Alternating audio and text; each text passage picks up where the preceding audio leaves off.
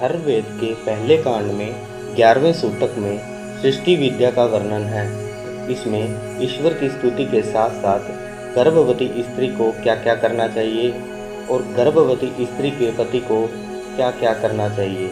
तो पहला उपदेश है, हे सर्वरक्षक परमेश्वर, सबको रचने वाले न्यायकारी दाता, हम आपकी भक्ति करते हैं कि आप गर्भवती नारी के अंगों को कोमल रखें तथा बालक सुखपूर्वक उत्पन्न होवे।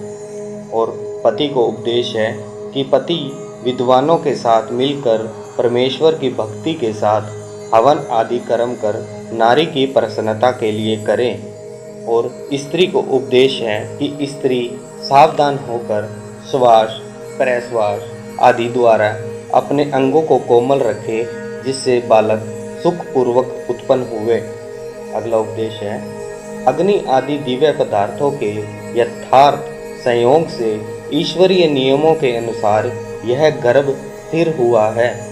मनुष्य उन तत्वों की अनुकूलता को माता और गर्भ में स्थिर रखने के लिए सदा प्रयत्न करें, जिससे बालक बलवान और निरोग होकर पूरे समय पर उत्पन्न होवे।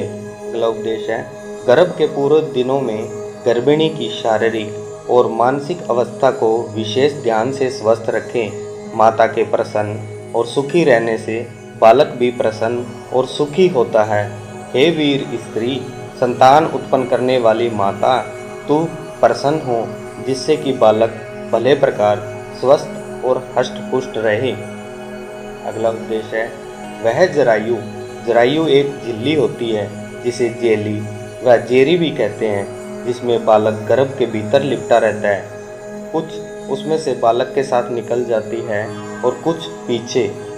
वह जरायु जो न मांस में, न शरीर की मोटाई में, न हड्डियों की मींग में बंधी हुई है, यह जरायु बालक उत्पन्न होने पर नाभि आदि के बंधन से छूट जाती है और सार रहित होकर माता के उदर में ऐसे फिरती है जैसे घास जलाशय में फिरता हो।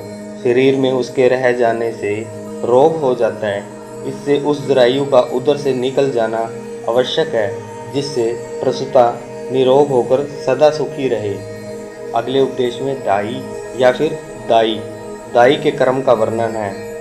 दाई अपने कर्म का वर्णन करके प्रसूता को उत्साहित करती है, अर्थात ध्याई बड़ी सावधानी से प्रसव समय प्रसूता के अंगों को आवश्यकता अनुसार कोमल मर्दन करे और उत्पन्न होने पर माता और संतान की यथा योग्य शुद्धि करके शुद्धि रखे और ऐसा यत्न करे कि जरायु अपने आप गिर जावे, जिससे दोनों माता और संतान सुखी रहे।